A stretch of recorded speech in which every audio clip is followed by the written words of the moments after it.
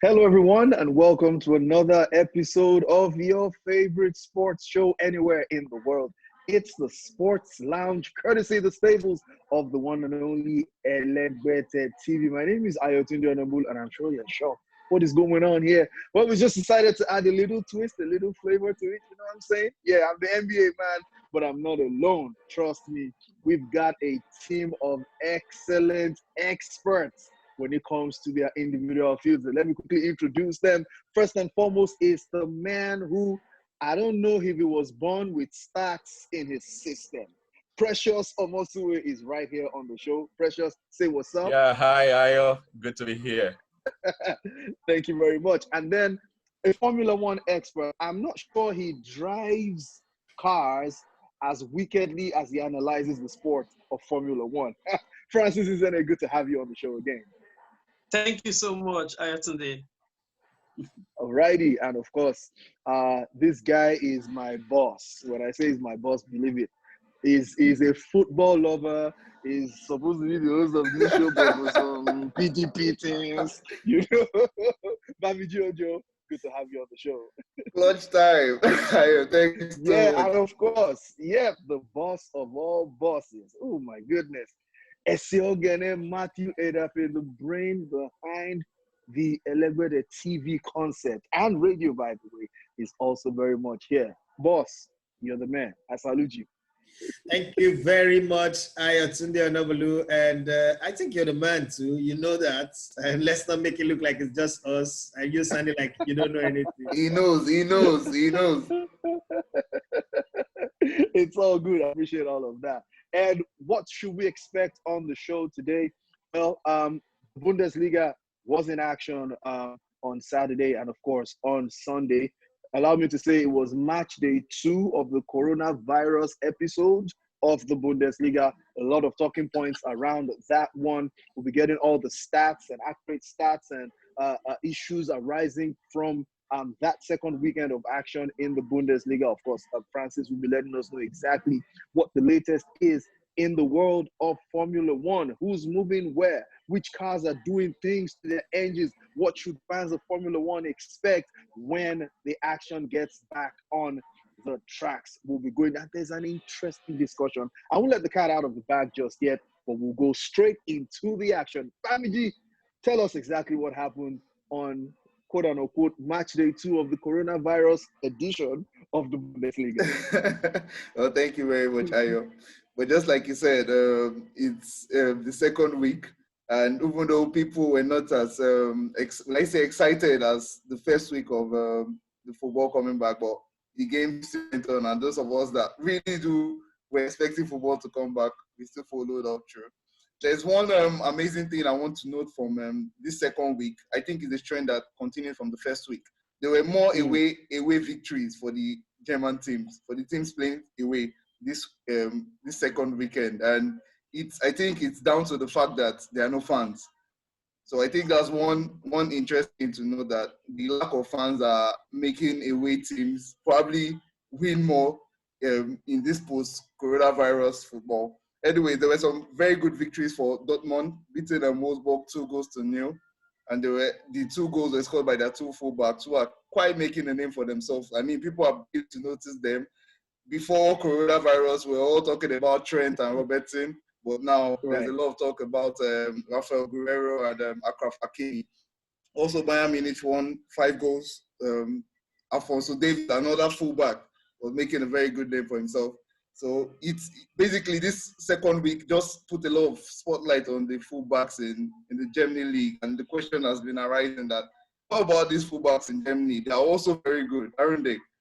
So those are the major talking points from the Bundesliga results. I mean, Bayern is still leading by 4 points, and Bayern will be playing Dortmund on Tuesday. So that's a very big match to look out for. Absolutely. Let me quickly bring in the chief on this one, Edafe. You know, Bamiji alluded to the fact that there have been a lot of away wins since we started the coronavirus edition of the Bundesliga, and he alluded it to be as a result of lack of fans at the venue. But I've always wondered, how much impact do fans really have? I know it gets loud in the arenas, but it's not the fans kicking the ball. it's the 22 guys on the field battling with one another on the field. How much of an impact do the fans have that all of a sudden, because there are no fans in attendance, the home team pretty much looks lost out there? Okay, there is a comfort that you get knowing that your fans are cheering you up. So let me use, you're in the US, so let me use America as a very typical case study. You know how when you go for recital and then you're standing on that podium and you raise your head and all of a sudden you see your mom and your dad and your uncle, your auntie or your family members are in the crowd looking at you. There is an extra verve that you get, extra energy. You all of a sudden find yourself ready to want to do more. That's how it feels when you play in front of your own fans. And there is also the intimidation that the away team gets when the velocity of the noise of your fans, that vociferous shout. Now the home team is used to it. They're used to that chorusing and that echo that comes from the fans that connects directly to the hearts of the people. Like, let me use Arsenal as an example. It is said that when Arsenal left Highbury, the players left, but the fans didn't follow them. You know, because there was a connection. You could be running in Highbury. If you visited Highbury, you remember this. You could be running in Highbury and be touching the fans. And then when they brought the team to the Emirates, the fans became like strangers. They were on their own. The footballers were on their own. So there was no connection. But then stadiums are built in such a way that there is connection between the fans and the players, very deep-rooted connections. And if you go to the German Bundesliga, there's a lot of that effect you will see in the way the stadiums are designed, not like in England. In England, the only stadiums that you have that is Anfield, Newcastle's Grand, and I think Manchester United, and now this Tottenham Hotspur Stadium. So there is a plus you get from having your fans play with you in the ground. But then when the opposition does not see that, they kind of like feel we can give this a go because it is just us and them, no backup. I want to beat you, Ayo, but your elder brother who is in the army is somewhere there watching. And then you're giving me all those, you're winding me up with your tongue, with your eyes, and I want to punch you. But for the sake of your elder brother, I'm holding myself back. That's what happens with the fans. Yes, it doesn't mean that if the fans are in the stadium, you won't beat the teams, but it gives you an extra push, especially when you're losing and then they start singing your name and they start singing you like, oh, come on, guys, go, guys, go, guys. There's that push that it gives you. Once you lose it, it gives the opposition the edge to fight. All right. So, like I said in the beginning, there is a hot issue we will be discussing. And Bamishe gave us a little sneak peek into that when he mentioned the fullbacks of Borussia Dortmund. But I still want to stay a little bit, permit me, on the issue of not having fans in the stadium being sort of reducing the advantage the home team has. I know Precious is our stats guy. He's got some stats on the horizon for us. But I want to bring you into this. Where do we draw the fine line between the quality of players playing the game and the effect that the fans have on what they do? And could you also say, imagine we had a full season without fans. Oh. Do you think the tables we see, where you have, big teams like Bayern Munich and Borussia Dortmund at the top, and then the other guys like Leipzig trying to sneak in behind them, and then you have the really, crappy teams, right? Do you think the balance might have changed if there were no fans from the start of the season? Well, I think that Germany is a very, very unique situation. And that's because the clubs there are traditionally, a number of them are sponsored, owned by fans. The fans have serious stake in the ownership of clubs in Germany. You don't have German teams being owned like that 51% ownership that you have in some other leagues by maybe an individual or an organization. You don't have things like that in Germany. So it makes the villagers, the community members, closer to the club. It means they are almost an inseparable relationship when you have that kind of the fans. The fans have connected even their funds to it. That is why a number of the German clubs have healthy finances, okay, even with the coronavirus issue. Now, will the tables have turned? We can't really say, because I think one of the things we are seeing so far is that it's looking more like a preseason affair, really. So we will not entirely put the number of away victories down. It's just the second week. Okay, so we won't put the number of away victories entirely down to the absence of fans. If it goes on over a long stretch, then we can say, yes, of course, it has some psychological impact, but we cannot at this point measure how the significance of that impact yet. But then I must tell you that the fans are a culture. The football played in Germany. That's incredible. I know a lot of you are still wondering, where is this big issue? It's coming up. I'm going to take a quick detour and get Francis on the scene to know exactly the latest happening in the world of Formula One. Last week, you were here, Francis, and you were, telling us about guys making moves, about teams that seem to be in disarray right now. Francis, what is going on? What should we be anticipating? What should we be looking forward to when everything is said and done and the races begin again?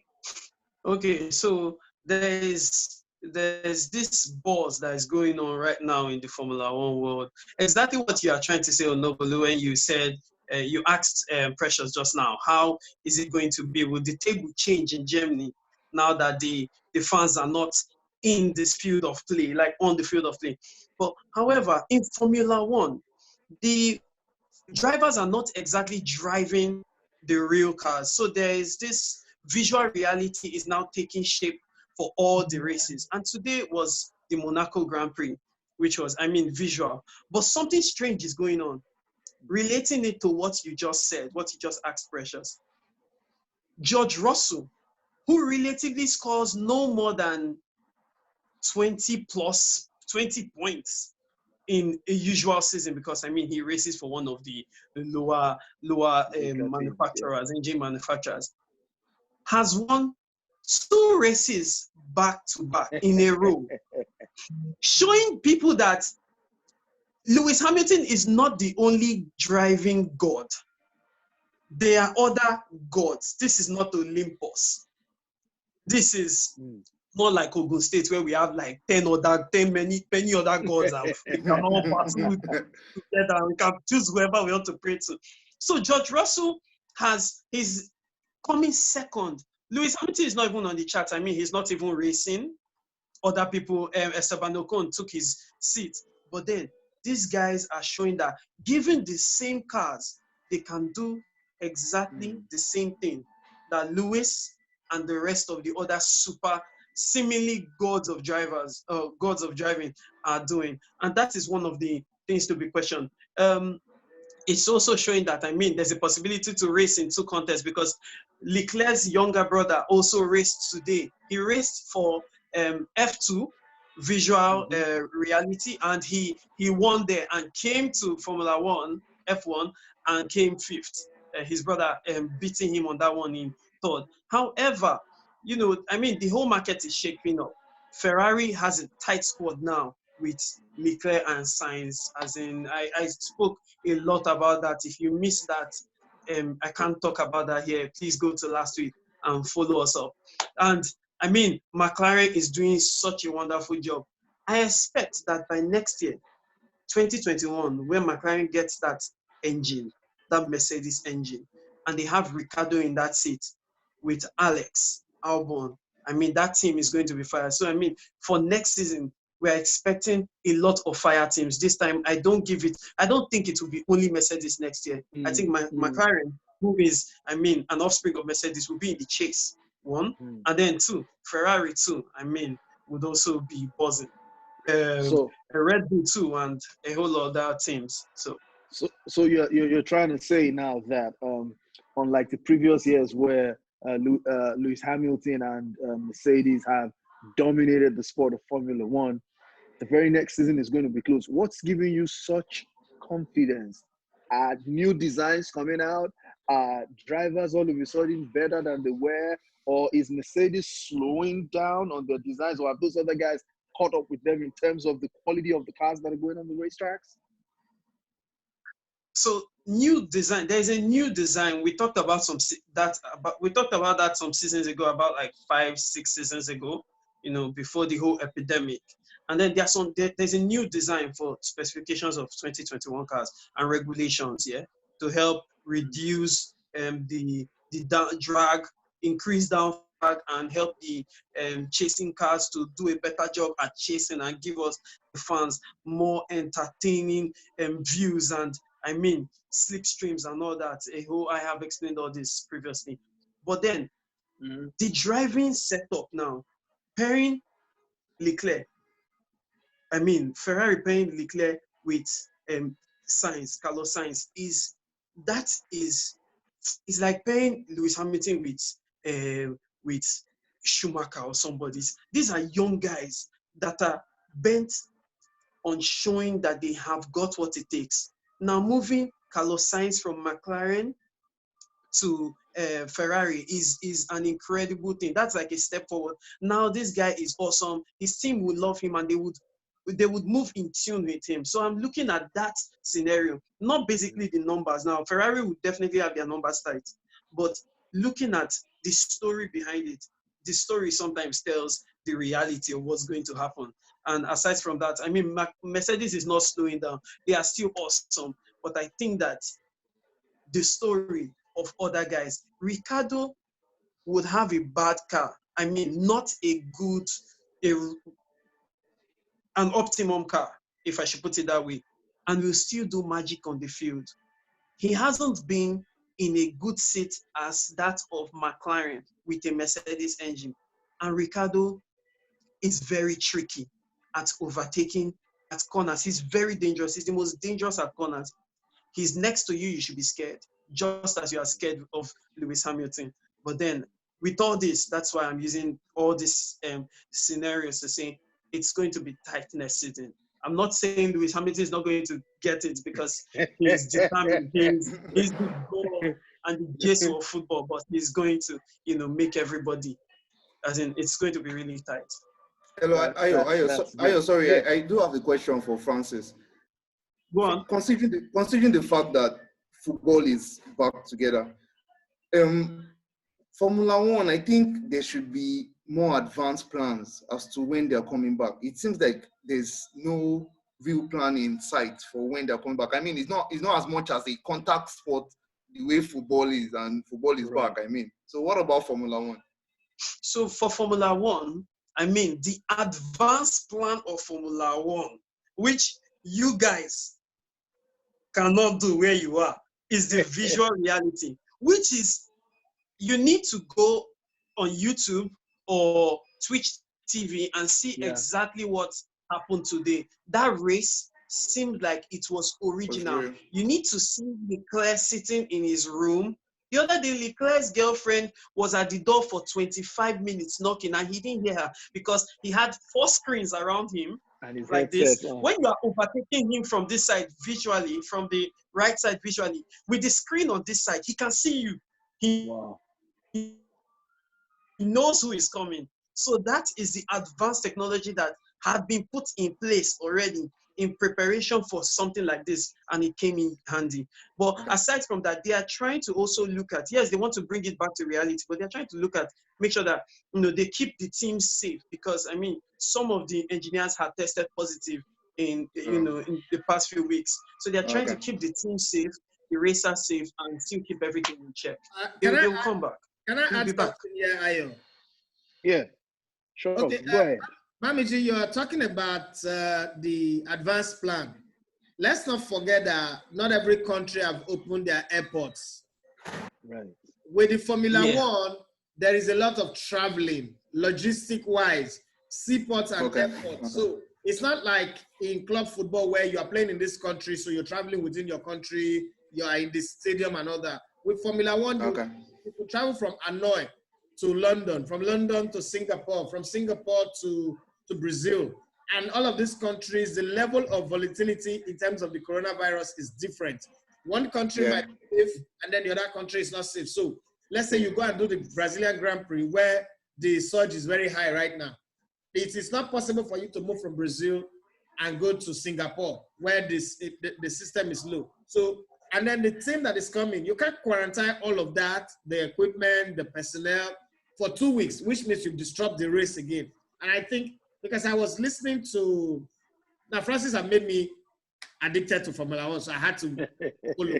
You're welcome. You're welcome. I was listening to this explanation, and it made a lot of sense when they explained it that way. That running, I mean, Formula One should be the first sport that will be back, because every driver stays in his car. They can make an announcement and say, when you win, don't come out and get hugged and all that. But the logistics, movement from one place to the other, is incredibly massive, and it has to be timed. It has to be timed to medical precision. And I think I give them that one. I said, okay, I can give you a pass here if you're not starting. Alrighty.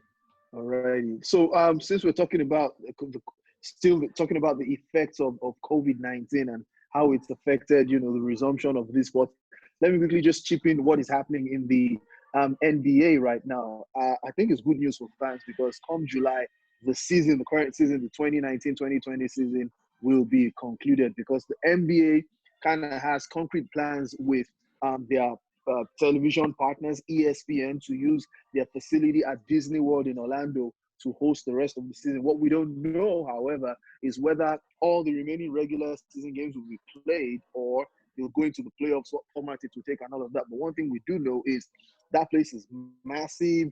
It's big enough to host all the 30 teams and the families of the players themselves. So imagine that there's 15 players on each roster. They all come with their families. That place is big enough to accommodate them. And of course, they have a partnership with ESPN. So that's an opportunity to make some money by both parties, because the ESPN and TNT currently pay a combined $2.6 billion roughly to the NBA every year to broadcast the games. I am probably the most excited person on the earth right now, because July is just a few weeks away and we can get to watch some great basketball again. I remember I told you there's a hot topic we'll be talking about today, but I would need Precious to give us some stats from this weekend of action in the world of football, particularly the Bundesliga. I know the stats man doesn't have a holiday because things are always going on. Precious, what's going on? Precious is sleeping. Ooh, okay. Okay, so Precious, but I want to add something on the NBA. Okay, a couple of weeks ago, when this lockdown started, I interviewed Shehu Diku, the chairman of the LMC, and he said something that was very, very instructive and profound. I was asking him the challenges that they are facing running the league, and he made mention of the fact that Fox TV, your network, Fox Network was here. They wanted to produce content for the MPFL, but then they were looking for content makers in Nigeria, so that they don't have to deploy an entire team and equipment. Everybody, right? Already built capacity. So this thing you said about Disney World and what they have, kind of take me back to Nigeria. Every time I look at the way we run media in Nigeria, the way we run the sports business in Nigeria, it's easy for us to blame clubs and blame the NFF and blame the LMC. Now, I'm not excusing them. They have a large chunk of the blame, let's say 75%. But I think that one of the problems we've had in this part of the world is the fact that we in the media have not built capacity enough. There are some big name media. I'm not even talking of the foreign one like the multi-choice who are foreigners.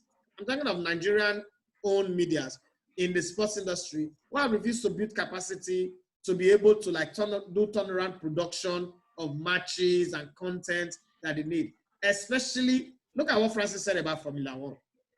Formula One is running seamlessly already at virtual level. Yeah. Because before Corona, they had produced. There was a plan. Up all of this equipment. It's not like the technology just came out of nowhere. They had anticipated some of these things. Like Wimbledon also insured themselves against a pandemic. I think there are lessons. Why we're talking this thing about what is happening abroad, there are lessons we at home here will learn. But I think the statsman is here. So I leave him to do his thing. Maybe Ayo, you ask him. Okay. Yeah, Precious, we lost you for a second, but thankfully it looks like you're back now. So why don't you just give us some stats emanating over the weekend, especially in the world of the Bundesliga? Stats don't go on holiday, do they? Not in any way, guys. Okay, yeah. So we're going to be focusing on the fullbacks really from the Bundesliga. Okay, and I'm going to be taking just the top two teams for the sake of our time. Bayern Munich is no news at the top guns in the Bundesliga, and they've scored 80 goals, right? The second place team is Borussia Dortmund, and they've scored 74 goals. But what people don't know is the fact that for Bayern Munich, out of those 80 goals, the 22 goal contributions have come either by way of goal or assist from fullback players. For Borussia Dortmund, what people don't know is that out of the 74 goals, about 24 goals have come from fullbacks. Rafael Guerreiro, which Bamiji mentioned earlier, has scored 8 goals and has got 2 assists. Hakimi has got 4 goals and 10 assists. That's massive for a fullback. And if you notice, these two teams play very, very similar style of play. Okay, they play a 4-2-3-1 predominantly, right? And the fullbacks provide width. So the English people will say they are playing more like wing backs. However, in that formation, they are fullbacks. It's just that the more advanced players in front of them are playing a little bit more narrow. So the fullbacks have all the space to all the flanks. On board forward. Yeah. It also means that at the end, at the point where the fullbacks get into the final third, you have more players coming into the box. That accounts for the ridiculous number of goals that both of these teams score. So if you have defenders contributing 22 and about 24 goals out of 80 and 74 respectively, it means you really need to take cognizance of the significance of what these guys bring to the table. People talk a lot about Trent Alexander-Arnold, because the Premier League was always in our faces, but now coronavirus has helped us understand that, there are guys who are doing things like this in other places and doing it possibly even better than those guys in the Premier League. Okay, now, so Precious has beautifully launched us into this thing we want to talk about, which I've been saying for God knows how long now. The fullbacks in Germany. And it's nice this is the last segment of the show because of time. The fullbacks in Germany contributing all these, 20, 22, 24 goals, either by scoring themselves or by assisting. So there's talk that they are the best fullbacks, perhaps in the world of football globally right now. So I'm looking at Spain. I'm looking at fullbacks like Marcelo, Dani Carvajal for Real Madrid, Jordi Alba, maybe Nelson Semedo, or even Sergio Roberto. I moved to France, to PSG, Juan Bernat, Benjamin Pavard, Juan Bernat, Thomas Meunier. I go to England, Andrew Robertson, Liverpool, Trent Alexander-Arnold. I was going to mention Arsenal in the mix, but I just remember that that's not. Please don't mention Arsenal, please. Why shouldn't you mention Arsenal? Francis, respect yourself. I'm an Arsenal fan too, but I don't talk. I'm not an Arsenal fan. No. I'm now a Mercedes fan. Look at you.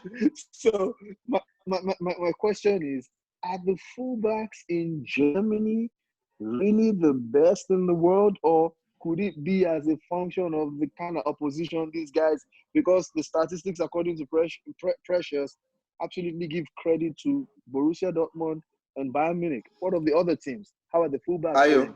Could it be the quality of defenses they are playing against? What's going on? Ayo, let me, even though I'm not going to answer the question outrightly, I'm going to pour out the question to you, Edafe, and even Precious. The question is now, what makes a good fullback? Have we gone past the days of the likes of Philip Lahm, Ashley Cole, Patrice Evra? These guys would defend solidly and still go forward and do their work when they overlap. But nowadays, we just see fullbacks who just go forward and cross. They give good attacking numbers, and before you know it, the next thing is, this is the best fullback. This is the best. So have we lost? That's why even Wan-Bissaka is even though he does not have the attacking outlet, he's being, let's say, ridiculed for being knowing only how to defend. I don't think that's fair. I think so. I just want to know, is it that the definition of what a good fullback is now is that only if you are going for, if you are good, really good attacking returns. Bamiji, are you lamenting on the Wan-Bissaka team? No, I'm not lamenting. Okay, I'm just saying. But let's not miss the fact, because when people don't study history, they tend to think that the lightning that they saw in 2020 is the first time it is ever happening. But it is not the truth. It is not the truth. Historically, we've had great fullbacks from time immemorial. Carlos Alberto Pereira, the great Cafu, Roberto Carlos, Philip Lam, Paulo Maldini. Even though people fail to realize that he played as a fullback for a longer part of his life before he became a centre back. Dani Alves, Marcelo, Javier Zanetti. Some people think it's a midfielder. Ashley Cole, Gary Neville, Carlos Alberto Torres, Giancito Fascetti. I'm trying to remember this name now. Sorry. Wim Sobia of Meds, Lilian Thuram, that helped France to win the World Cup. 1930 World Cup, no. Yeah, Dalma Santos, Nilton Santos, the great Franz Beckenbauer before he became a centre back, Carl Walker, Jimmy Braga before he became a centre back, Maicon before Gareth Bale, rode him on a bike and Phil Neal. Then you have Trent Alexander-Arnold, Ruud Krol, Jose Antonio Camacho, who became a coach later, the great Giuseppe Begami, Andrew Robertson, Ronald Koeman before he became a midfielder, Jordi Alba, Vicente Lizarazu, short man that jumped higher than the tall guys. Gianluca Zambrotta, if you've forgotten him. Arrigo Sacchi became a coach.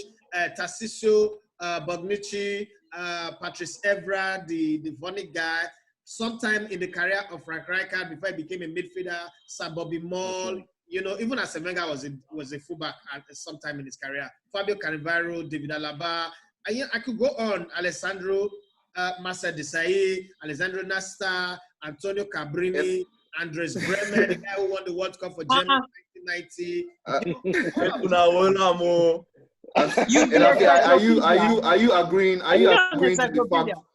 Are you agreeing to the fact that times are changing and we should adjust with the change in time? The times that are changing, I play football and people keep saying times are changing. Nothing is changing. What happened is we took Abanaya from 1970 and turned it to Ankara in 2020, and we say it's a new design. It's not a new design.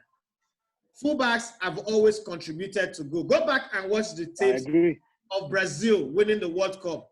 All of the World Cup they won were built on the strength of fullback contribution. Of the fullbacks, that is very accurate. Come back into the 80s, it was the same thing. Come back into the 90s, it was the same thing. There is always a time where maybe we have exceptional midfielders that make us focus on the midfielders. So from Platini to Maradona to Roberto Baggio to maybe Ortega a little bit, and then the Iniesta and the rest made us to forget the contribution of the fullback. Now, we don't have exceptional midfielders. If you look at all of these things that we're picking up the fullbacks, Liverpool, they have people with grit, not ball handlers in midfield. Bayern Munich, that's because the core midfielders have disappeared. Now we're not remembering the fullback. Same thing for Dortmund. Right. Because the Mario Götzes of this world have disappeared, we're not remembering the fullback. Fullback have always been an integral part, and no two names come to mind better than Cafu on the right, and Roberto Carlos on the left. And then you bring in Dani Alves, who has won more titles than anybody in football world, and you realize that fullbacks have always played like this. That's actually the reason why when you say Wan-Bissaka, whom I love, do a lot of defending, but his crosses are as suspect as my grandmother's left and right leg, then you start saying, well, it's not good enough. It's not good enough. So it's not like times have changed. It's just that some people who you put on the high pedestal don't live up to it. So it makes you question them. Okay. All right then. Whew. Time runs fast when you're having a lot of fun. And boy, have we had a lot of fun right now. But hey, this is where we're going to draw the curtains on the show. I wish we could go on and on, but of course, we're not going for long. We'll be back very, very shortly. Thank you all for tuning in, and to the guys who made the show happen from the big boss himself, Matthew Ogene, to Bamiji Ojo, to Francis Nzene, and of course, our statsman, Precious Omosue. Thank you very much. And guys out there, I don't know what you think about all the different talking points you've had today. Go down to the comment section, drop the comments, click on the subscribe button so that anytime shows drop, not just the Sports Lounge, all the incredible shows on ELEGBETE TV, you can always be notified on your devices when we come on. Share this gospel. Come on, don't be selfish. Let someone else know the great things happening on this channel. So we'll come back next time. My name is Ayotunde Onabolu. Just have fun and keep supporting this great channel. We'll be back next time. Bye-bye.